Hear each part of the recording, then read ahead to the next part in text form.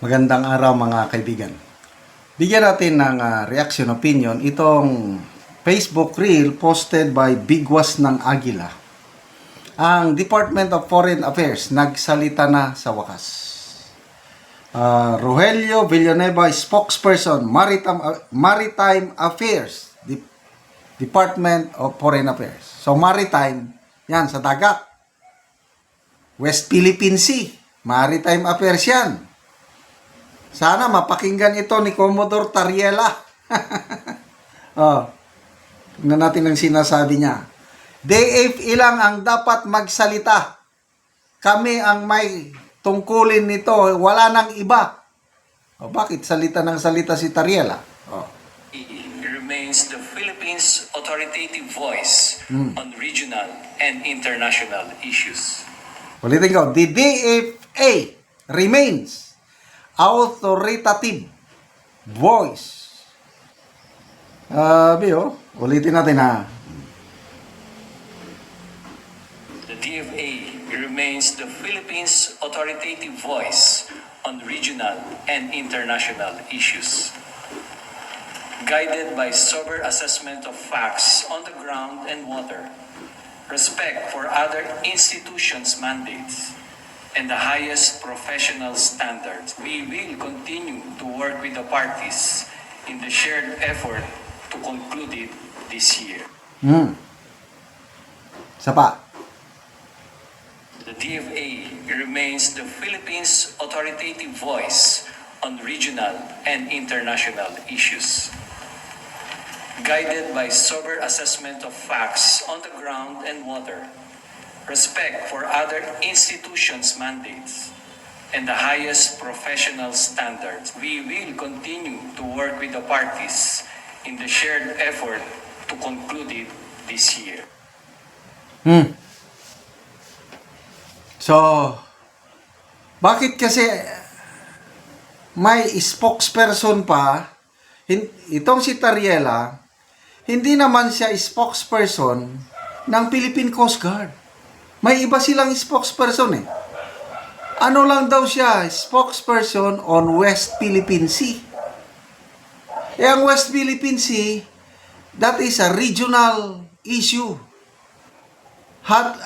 Highly contentious issue. Salita siya ng salita. Okay lang sana kung nakakatulong. Lalong tumataas ang tensyon sa kanyang mga salita. Lalo na itong latest na ginawa niya, na ginawa niyang katatawanan ang mukha ng Chinese president. Kaya doon nagkakaproblema. Malala ko nung pumutok itong problemang ito dahil kay Tariela, depensa kaagad si Hontiveros. Ang Department of Foreign Affairs, Secretary Lazaro mismo, sinulatan niya si Hontiveros. Of course, kasama na doon si Tariela. Sabi ng DFA Secretary, yung mga ganyang sigalot, mariresolve lang yan through diplomatic channels, hindi sa media. That's a no, sabi ng Foreign Affairs. Off limits kayo dyan. Heads of state must be accorded utmost respect. Mahirap bang intindihin yun? Bahalang hindi magkaintindihan. Normal yan yung hindi magkaintindihan eh. Ang diplomatic process is magprotesta ang isang embahada. Example ito, nagprotesta ang Chinese Embassy doon sa ginawa ni Tariela. Sumagot naman ang mga senador. Mali yun. According to DFA. Ang dapat na sumagot, ang DFA pa rin, through diplomatic channels. Dapat sila lang dalawang nag-uusap. Hindi nadadala ng mga tapang ng mga senador na layas! Persona non grata! Nung chinalin sila ng Chinese Embassy, nabahag naman ang buntot. Di naman itinuloy ang persona non grata. O napilitan tuloy magsalita ang Pangulo na no way, no! Walang persona non grata. O, dito mahimik sila. Sana hindi na maulit ito. Hindi sa sabi na chinador kami. Chinators daw kami na mga kumakampi sa China. Hindi ko kinakampihan ang China. Kinakampihan ko ang mga OFWs natin na nagtatrabaho sa China. Kinakapihan ko ang mga farmers natin, yung nag-i-export ng mga prutas at iba pang agricultural products sa China. Kinakahampihan ko ang mga negosyante natin na nag-aangkat ng mga maraming mga bagay-bagay sa China na gagamitin sa kanilang negosyo. Sila ang dapat kampihan. Yung kapakanan ng bayan, hindi yung kung ano na lang ang tapang-tapang nila na so walang gulo kung masusunod itong sinasabi ng DFA nga dapat sila lang ang magsalita, wala nang iba. Dahil kung maulit pa ito at aabot sa punto na ideklara na persona non grata, ang tanong, mayroon bang maitutulong si Tariela? Meron bang maitutulong itong mga matatapang na senador sa mga OFWs and their families, sa mga farmers nag-i-export ng mga prutas, sa mga negosyante na maapektuhan kung talagang tututuhanin ng China na i-cut off, aalis sila dito at wala na. Total cut off ang relasyon ng China at Philippines.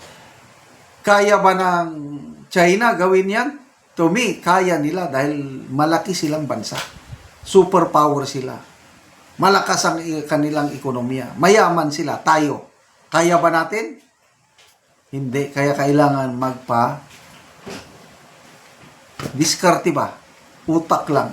Hindi yung tapang-tapang lang na tapang, I don't know anong klaseng tapang nila.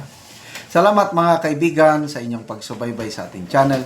Nakakatulong kayo ng malaki sa Tribong Kalandig ng Bukidnon dahil ang income natin sa channel na ito is pantulong po sa tribo. Namimigay tayo ng libreng yero at papo para makapagpatayo sila ng mas maayos na tirahan. Panoorin nyo ang video nito. Karon mo na niyang matagaan og yero si ate.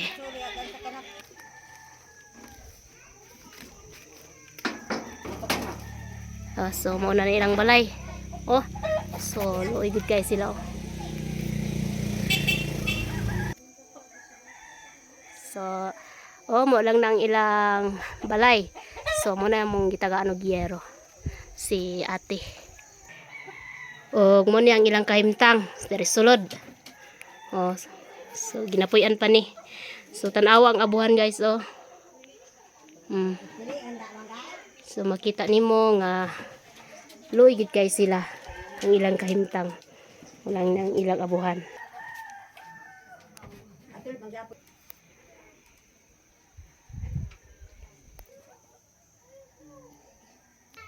O karon unsay imong masulti te nga natagaan kag yero nga suot ang inyong abuhan luoy kayo mo.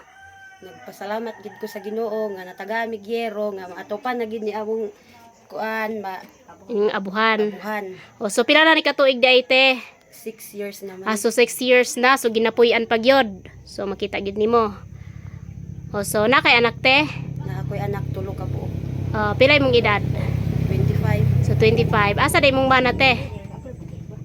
naa sa Cagayan man. So nagtrabaho siya. So unsa na lang gid ka ang inyong pangunabuhian karon? Gauma man gyapon ni. So panguma lang. So si ate mag-uuma lang sila. So tungod sa ilang kaliso dili sila paka-afford sa yero. So natagaan man si ate. So makahimo na gyud siya og abuhan. daghan gyud salamat sa Ginoo ug sa nagatan-aw ug sa nagatabang. O sige ate, salamat pod. Salamat.